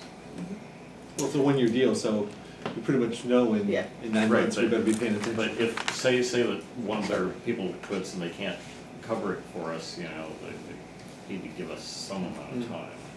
Right, and those were the types of circumstances, you know, they have a person who's doing this and that person retires, they're not that large of an agency. And if they have their own inspections that they have to complete, where might ours fall in the spectrum of importance? And even if they say, you know, we're not gonna be able to finish out the year, we're still on the hook for the compliance. That's the only thing I wanted to So the bring worst up. case would go back to standard operating procedures for the next 2 years. Right, right. Sorry, Rick, I keep interrupting you. I think Catherine was next. I'm a little troubled by the fact that it seems like the staff report has given us one piece of a more complex puzzle, and I'm having trouble seeing how this whole picture comes together. Is our NPDES permit at risk by not having this program?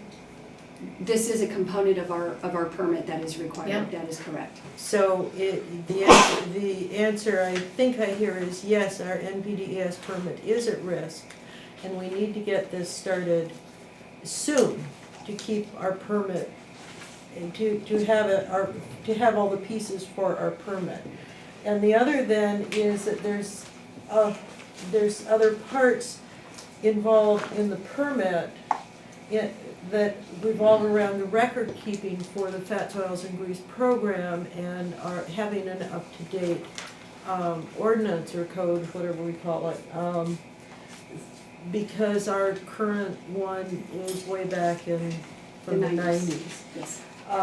So I would have preferred to see a more complete sort of description of what this is a part of, so that I would be able to not need to try and the meeting might go faster if we didn't have to piece all of these together. Yeah.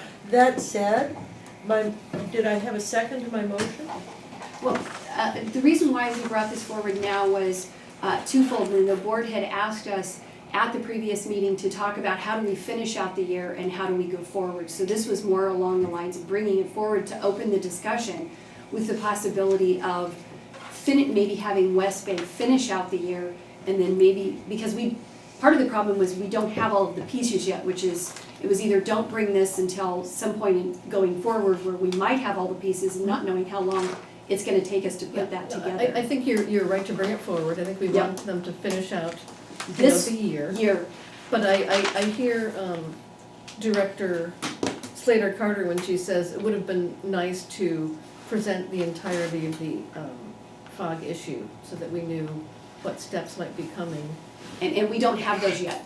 So it was bring it and have the discussion, let you know that there were additional pieces, one of which is the assessment we're having done now on where the status of our lab is, which we haven't completed that assessment yet, as well as having a discussion with the consultant that we use on our permit and what issues we might need to address with regards to that.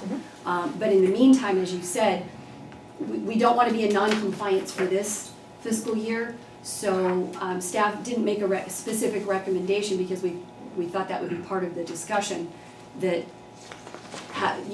continuing to finish out this year and then perhaps bringing the how do we handle next year as part of the budget process Sounds good. and making a recommendation there. Okay. So is there a motion? Did you make a There motion? was, I did make a motion, but I didn't get us, we got into No. discussion. Can you restate before your there was a motion? second. It was that Sam contract with West Bay Sanitary District for an assessment of the research needed now for for our fats, oils, and grease program, and to at least get the inspection started. Okay, is there a second? I'll second if I can make my comment. Let's get the second I going. second it. Yeah, okay. And My comment is for just, discussion? we have to do this. We pay for this first year. We have a year to work out all these other pieces. Uh-huh. We can analyze staff. We're looking at all the different staff manipulations and things. This will be worked into that. So let's approve this, get us compliant as we can start this part, and then we'll deal with all the other little pieces and responsibilities during this next year. Okay, we have a motion and a second. Could you call the roll, please? Director Reddick, Aye. Director Slater Carter, Aye. Director Warren, Aye. Director Loman, Aye. Director Kowalczyk, Yes. Director Boyd. Aye. Okay, motion carries unanimously. Item E, authorize general manager to execute a contract with Calcon Systems, Inc. for pump improvements at the Portola Pump Station. I would refer this to Kishan. Yeah, the Portola pump station needs certain improvements, and primarily we have 4 pumps at Portola pump station, and 3 of them are equipped with variable frequency drives. And in this staff report, we propose to install a backup VFD for at least 2 pumps. Presently, the situation is that if there is a problem with the VFD, then the entire unit goes away because we do not have a backup VFD. This being the heart of the collection system, we would propose that we have a redundant VFD to each one of these 2 pumps. That means basically we're asking for two VFDs as a redundant VFD. And in order to make room for these VFDs, we would need to make minor improvements in the control cabinets. And then we also would like to have the touch screen to be made slightly larger because it's too small and not readable right now. And the last of the improvements proposed is to install a reverse flow totalizer to monitor the reverse flow at the station if there's a potential issue at the site. This will enable an alarm if there's an excess reverse flow and as well indicate the amount of reverse flow, which is missing right now because if there's any problem, then that gets recorded, so we really do not know. What would cause a reverse flow? Come again? What would cause a reverse flow? Check valve. If there's a problem with the check valve and then there's a reverse flow going, then the pump is going to take that. So this will give an alarm and we should be able to monitor that. Question, comment?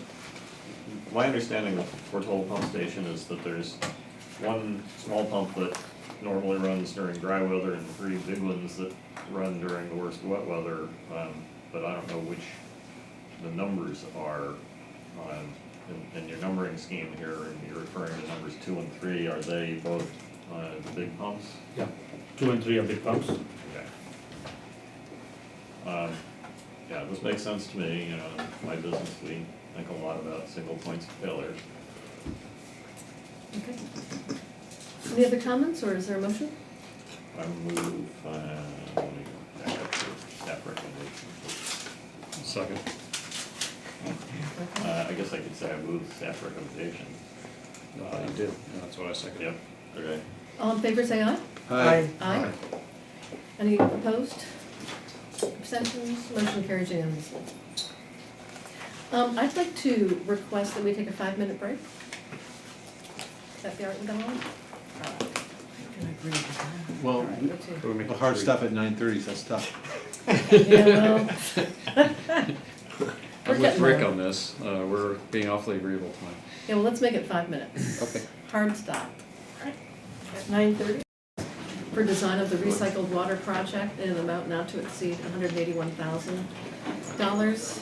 $181,562. I don't understand how we can consider this with respect to discussing that we don't have the money. So I don't know where we're gonna go here. That's why we ordered the agenda in that specific order, was hoping to get direction earlier on so we would know what the answer was at this point in time. So, comments? in some sense, if I may, this is at least contemplated to be the initial expenditure of the recycled water project, which has been approved in concept subject to conditions. If the board, if it was the pleasure of the board, you could take a similar approach with this particular item. I don't know that, I mean, because we can't do much more than that. Yeah, I have an idea. Let me try a motion, see if it gets a second. I move we approve the contract with SRT as stated in the title of this agenda item, with no expenditures to be made unless and until the member agencies approve the project that will be submitted to them and the project budget. I'll second that. Discussion. So I'm not gonna be able to support that. It's, why don't we approve it when we have a project in the budget? The second point is, I need to see the proposal, so if we, it's in the future, we have our packets, and there's an RFP, and there's 2 proposals, and we're gonna consider them. If it comes up in the agenda 3 times in that year, I want it in there every time, so we can look at it. So honestly, I wouldn't be able to approve this tonight anyway, because I don't have that proposal here, or the losing proposal, or either the recommended or the not recommended, and I need to have both of those. Yeah, I agree that all the materials should be provided each time. Yeah. I just want to jump in and say that I concur with Director Kowalczyk on this particular issue and would be voting no for the same reason. I would vote yes, but I was disturbed that the proposals were not available on, at least online. I can see not wanting to put, the 100 pages of paper, trying to keep things recycled and, or green and less print and so on.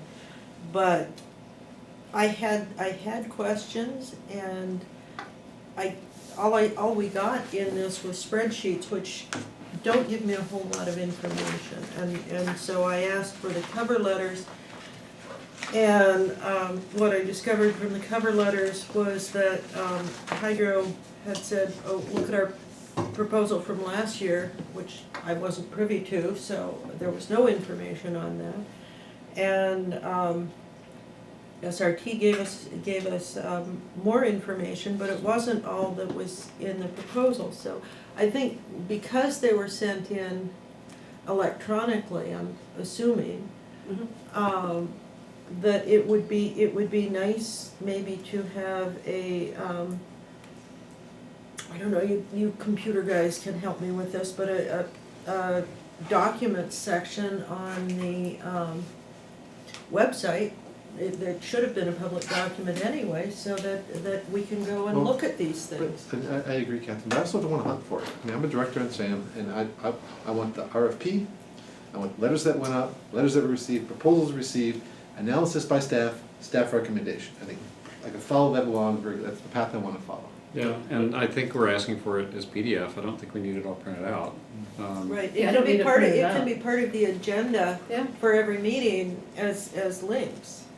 But like in an agenda item like this, I think the appropriate links need to be itemized in the electronic agenda, and, and the people with paper packets, as Jay Leno said, that's not working for me. Yeah. I do very much appreciate the way that the agenda is put together as a single downloadable PDF. Yes. And that means if I downloaded it, I know I got the whole thing. So where it's referenced in the agenda, I think you just make a bigger PDF, and that way we even, sometimes I'll download it at work and try to have it ready by the time I get here, and if I show up here and I have to download more things, then I'd rather be able to stay focused on what we're doing here. So you're getting some feedback from the board, so I think we'd all like to see more information on this. I am eager to get moving ahead with this, so I'd like to get us all informed enough on the proposal so that we're that much closer to saying yes, because I think we will ultimately say yes to doing this. And when there's big documents that are part of the packet, we really need to have the packet as early as possible. Well, we have to have it available by noon on Friday in order for it to be posted by the agency that does that, but it is not always possible to get everything done prior to that. We have a private discussion about policies not being written down. One of the policies that this board adopted 10 or 12 or 13 or 14 years ago is that the packets are available by the end of business on Thursday. Yeah, that's true. Yeah, I'm aware of that policy. I did come across that. The difficulty staff has is then The issue is anything that's not, if it's available by then, it's really noon on Thursday, and so that would, and that's not a problem. It just means that there might be items that get pushed to a future meeting because they, depending on if we're waiting for items from an additional source, we may not have those items available yet. So that is something that we can certainly work on, and we are looking at ways to make that more efficient. I'm not opposed to the staff bringing us things that say, you know, we've got all but this one thing and it's still pending, but we expect it any minute, but we're going ahead and circulating what we have on the time that we've, you know, set the expectation on. As long as But- the full packet PDF is subsequently revised. Yeah, including no, this, I think on an as-needed basis, if there's an exception, and pushing it to a subsequent meeting would be, you know, less good than, hey, can we deal with an exception, and we'll provide a link, you know, later in the day, or over the weekend, or first thing Monday, or whatever. I'm okay dealing with the exceptions. I don't want to leave the impression that, you know, anything that misses the deadline has to slip to the subsequent month. I think there's room. Well, and I would defer to counsel on that. I have worked with different attorneys who have different viewpoints on the compliance with the Brown Act. In particular, there is one school of thought that says whatever you post is it. And if you repost it, and if that reposting... Oh, I'm not talking about the agenda, I'm talking about the packet. Right, but it's all linked together, so once you've posted it and all of the attachments, if you modify that, that's actually a revised document, because it's all one document, and so therefore Well, the it... posting requirement for a meeting is the posting of the agenda. And the Folks, availability of the can we packet focus? is for the preparation of the board. Yeah. We need to get out of here in 10 minutes. Yeah. No, I'm just saying, so that is the discussion that we have to have, Let's because not there are complicate different this, schools. let's keep this simpler. I Yeah, mean, so I would like to entertain a motion in a second. We had one. Well, there was, but it There doesn't was sound one. like it's. Can we review Well, that? let's talk about a new one. Let's try again. Okay, somebody else is gonna have I to. think Well- this is I'll move it forward, because I don't have the documents, so we'll see if it carries. Okay. Right. I'm suggesting that we move this to the next meeting, because I don't have the documents to make a decision unless it carries without my vote, but I'm gonna vote no. So, maker and seconder, what's your pleasure? Do you wanna push this forward, or you wanna withdraw? The Well, votes aren't there, I don't see any reason to vote on it. yeah, I don't want to reject Yeah. I don't want this to be rejected. So let's just, my preference is then let's postpone this. So should we withdraw the motion? and You know, second? I can't entertain this before the city council gets a chance to deliberate on the project and the budget and things like that, so. So I understand Yeah. that Catherine and Leonard are I'll withdraw the are motion. withdrawing the motion? Yes. And I move that we If you could- approve the contract. Let's make it simple. Well, I have a quick question then. I thank you, Beverly, for the parliamentary procedure quick reference. I didn't have time to read it, but if this gets voted down, can we bring it back to the next one, or is it better to table the motion? Under Robert's Rules of Order, you table something, it's more complicated to get it back Yeah. on. So you would just want to defer action on it until a subsequent meeting. That would be Okay. consistent with Roberts. I mean, we can have a discussion later about whether there's an alternative to Roberts. I know that's in the We can table it JPA. to a date certain, which is the next meeting. True, but Mhm. But it's cleaner to just Well, defer. Just we're not to looking at defer a it. scheduling battle that we expect to take, you know, All right, so we'll just. here, let it we're go. all just looking for an opportunity to get the proposals in front of us, and I urge you to send those out as quickly as possible, so we all have time to read them, take them to our respective boards or council, and be that much further down the path, so we can start saying yes. Minutes will note, no action was taken. No, there was a motion on the table I just made. Right. It either has to be seconded or not seconded, that's all. Is there a second to Rick's motion to approve? Well, I'm not clear on, and I'm sorry it's getting close to 10, but I'm not clear. Is it better for us to be able to move forward on this? And I want to vote yes on it. But is it better for it to be able to pass if we just defer it until the next meeting when everybody has had adequate time to review the proposals. And one of the things I would like, if it does come up at the next meeting, is a grid that shows the points for the RFP and then whether the two proposals met or did not meet. Answer those points on the RFP, because I would like to know from either the from staff as to whether these points have been met or not. I'm not a professional in reading proposals, and so I may miss a point that may or may not have been answered.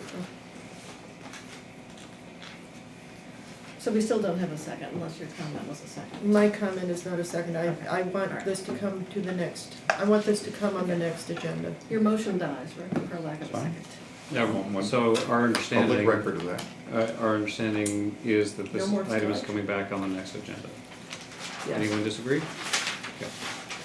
That we will see the proposals, we will get a comparison as to how the points in the RFP were accommodated, answered, and it will be on the next meeting.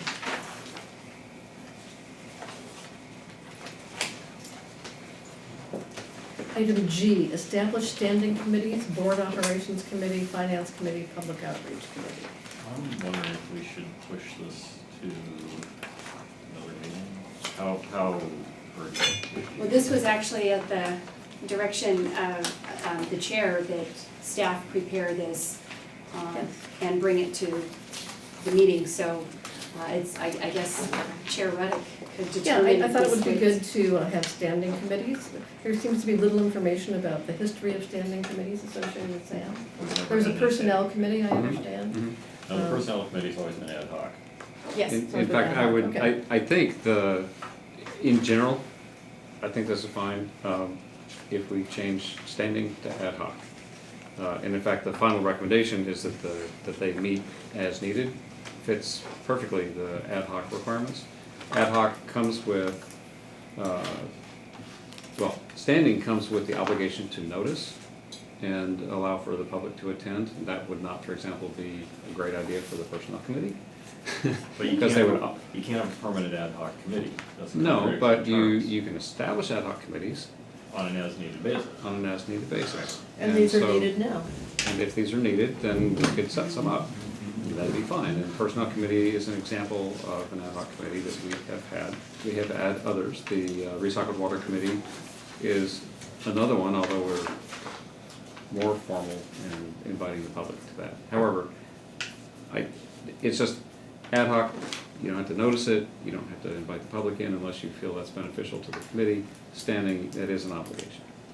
Well, and staff's recommendation or request in response to a question from Director Reddick at the last meeting was what would be beneficial in helping staff to sort of get feedback from the board in between those periods of time of the budget and sort of helping to answer some of the questions that seem to come up during the meeting. And so you can't have a standing committee that meets as needed because it is a permanent committee. It just doesn't have to have a set, like the third Thursday of the month. It's as called because there's an item up for discussion.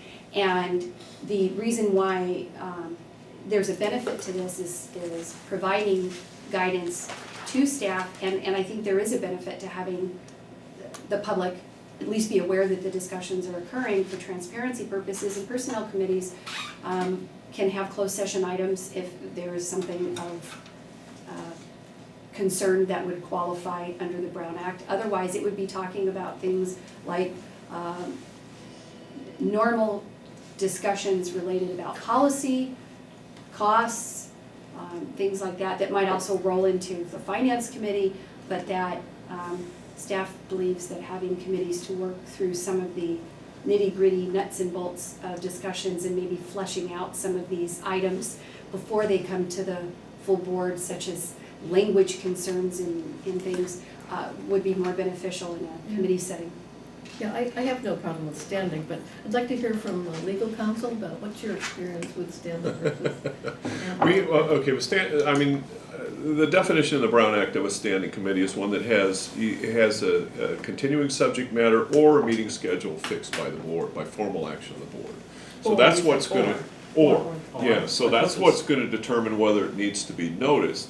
Now, in terms of practice, committees are especially useful when you have board meetings that are going on and getting very technical.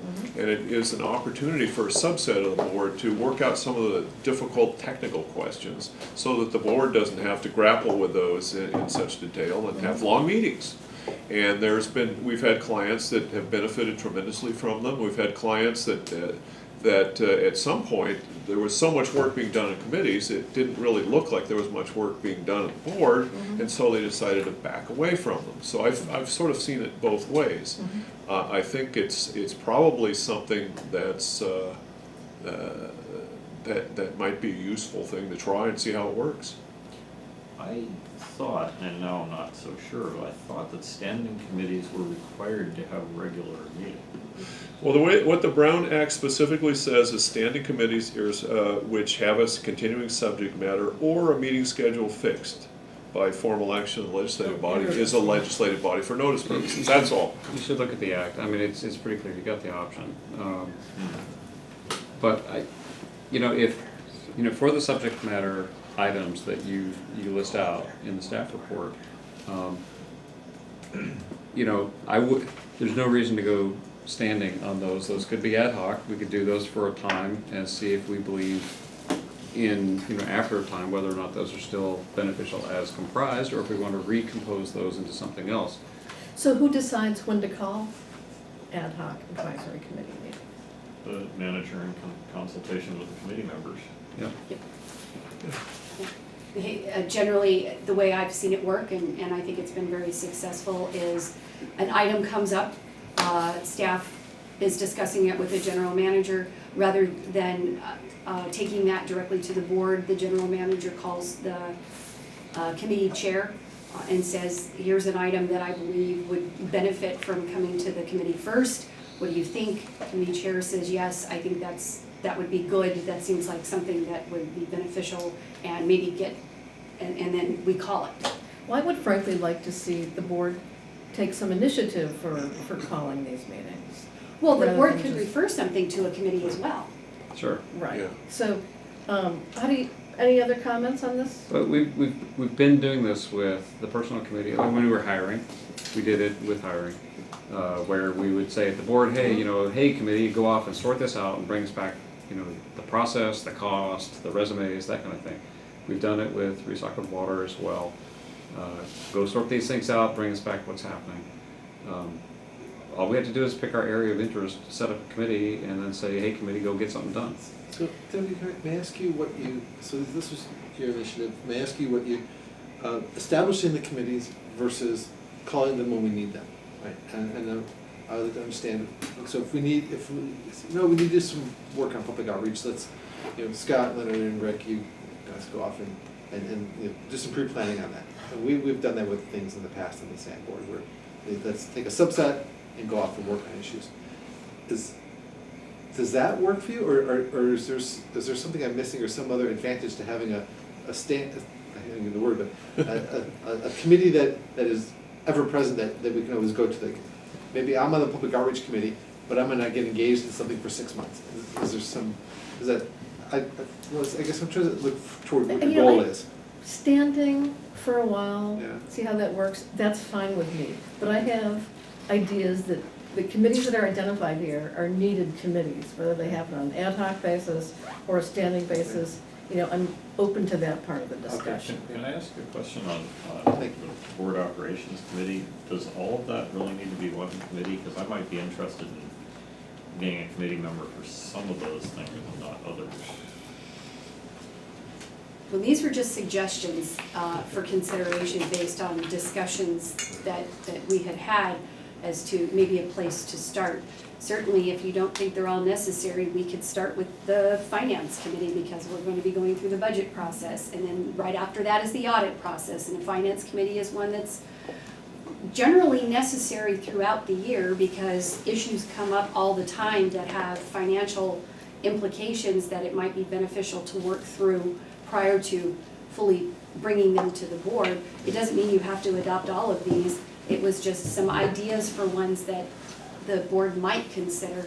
Certainly you could just try one. Yeah, I certainly think we need a board operations committee, especially since we have a new general manager. And we're talking about changing the way we do business. Various members have raised issues about how they want their information presented at meetings. It seems to me that there are some issues right now. And I would like, a small group to begin. So let's meeting with set them. up that committee. I think, if I understand correctly, your primary concern is that we set up a committee or two to tackle certain things. Yeah. And then the nature of that, whether it's standing or ad hoc, is not the question, it's just you want one to refer things to and get some things done. So on that one, why don't we set up, I move that we set up that ad hoc committee. Well, I think And- we need finance to it. I agree with finance. I was just gonna take one at a time, but okay. I move that we set up both ad hoc committees, and then we can select who goes on. But I've got a motion on the table for Better those elaborate. two. what you mean I'll by second both, since that. There's 3 listed. Is- Everybody in agreement on that? Finance committee and the board operations committee? Let's start with 2. Let's get something done, and let's Yep, go home. Well, there is a motion and a second. I When made you the say second. both, you're referring to. All in favor, say aye. one of the- Aye. Okay, so now I think, How about you? Sorry? How about you? Aye. Oh, there you go. Yeah, I think I'd like to get some people going on these committees, like now, rather than wait till the next meeting to, So who are gonna stick with these responsibilities? well, I would like to appoint myself to the board Let's get this operations done. committee. And I don't know if your committees have had 2 members or 3 members, is it one from One each? from each. Usually one member from each member agency, As long as it's which not a totals quorum. 4 votes, Yeah, which you previous gotta be council careful. has said is Yeah. not a quorum, so it's Okay. okay. Yeah. Okay, well, I'd like to be on the board operations committee. Okay, so Catherine and myself, is there a third? Rick? That would constitute. I'm gonna hold out for public outreach. I'm Do we have, sort we of don't have to in- have Two. 3, right? You can't be on 2? No. So it's who? I think, The chair. I think it's actually okay if we have a committee that represents, that's 2, they can work on issues and bring them back. It doesn't always have to be a third. Thank you, yes. Yeah, I feel no fear that these 2 women are going to go crazy and create some kind of policy that we're gonna do. I have no doubt they're gonna go crazy. I think we're the right team for the job. I think it's Yeah. fine. 2 people, go for it. That sounds great. And what's this next one? The finance committee. Finance committee. So, I was thinking, Rick and Leonard at a minimum, and Well, Leonard is a treasurer, he needs to be there. I knew somebody was gonna say that. That is true. Rick Kowalczyk, I'm fine. So anybody from Montero? Scott? Out of necessity, yes. Let me mention too, in the way we've done our committees, we typically have had rotating chair positions, so each subsequent meeting, someone else for Most ad of the hocs. committees have had On no the ad chair. hocs? Well, What? The agency has a tradition of no chair. Let's not fight over this, We guys. have 2 minutes. Yeah. okay, so real quickly, I'm gonna suggest that we have no chair for each of these ad hoc committees. That's fine. Women don't need one. That's right. They weren't We're arguing about it. natural team players. So did you get the 3 people? I don't know, Rick and I have been pretty much team players tonight. So it was. So I'm unclear on who's gonna be on the Just The like- finance committee. finance committee. Leonard, Rick, Apparently I'm on it. Kowalczyk, Lauren, Scott. and Boyd. and Scott. And that And- does not constitute a majority, so. No, no. And I'd like to make a comment about the recycled water committee. I think it's really important that it meets. Maybe that should even be a standing for a while, but I want there to be a full complement of member agencies represented. So if, for instance, you can't make it, I go, and you let me know. Yep. And that's what for each of Catherine us. and I did when I couldn't. Okay, that's good. Yeah. So, I completely agree with that. I want to suggest, and I'm not going to insist on it right now because it's late, but I'd like to suggest, in order to make the next large group recycle committee meeting go well, that the recycle committee members here, plus our 2 staff members, pre-meet to see what we as an agency can do to make sure we're on a page that's productive and gets more done at these meetings. Because frankly, the big meetings are going too slow. They're horrible. So let's You do mean some. with CCWD and Yeah. company? I mean, nothing wrong with the people there and all, but I mean, if we can all get together on one page, then we can have a set of things that we really want to accomplish at the next meeting, and we could probably be shorter and sweeter at the actual big meeting. Okay. So that's my suggestion. Let's bandy that about amongst ourselves and see if we can find a time before the next meeting. Because I think we're leaving here tonight with more stuff up in the air than we really want. We need to bring it back down, get it locked and loaded and done. Okay, so I'd like to move on to item 9, general Is management. there was great enthusiasm by Rick Woolman to lead the public outreach committee. Oh, okay. Uh, Sorry, Rick. Didn't mean to- That's what I heard, right? We can wait till next time or do it now. Well, you weren't If letting you him want to be off. on it, Beverly actually has some great ideas. Okay. Rick Loman is it. So I move we create a public outreach committee. I second. All in favor? Aye. Opposed? Carries unanimously. So Rick, I don't know, I didn't hear Rick vote. Who was the second, was that Deborah? Catherine. Oh, Catherine, I'm Yeah, sorry. Catherine. We just So look maybe over. I'll check with do Catherine. we need It's to later give part. Rick some support? I We nominate, can pick I it up think later, Rick should that's be there. fine. Rick Anytime. and Beverly, yeah. Rick and Beverly. Yeah. Thank you. Okay, so received manager's monthly report. So I have my report in the deference to time. I will answer questions rather than making a Thank you report. very much. Good And report. please note the 3-year flow chart information that was included in there Yes. as requested, and please, you don't have to do it now, but if you wanna later on send me feedback on if it was what you had in mind, we will try to tweak it if you were expecting something else. Mhm. So just a quick comment, I guess we had a wet month.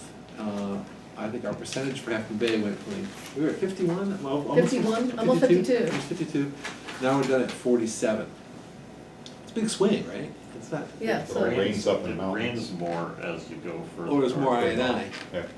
no No. infiltration. More water. No, we've been down that path. Well, I'm still, I think I'm on that path, actually.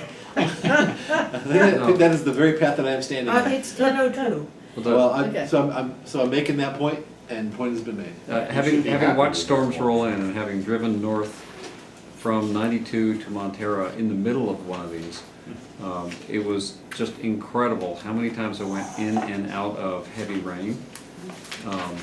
These things are It was just, right into my pipes. the cells have been really tight for some of these, and some of the downpours have been really intense in very regionalized areas. And we've seen this before, and we can demonstrate this through rain gauge data.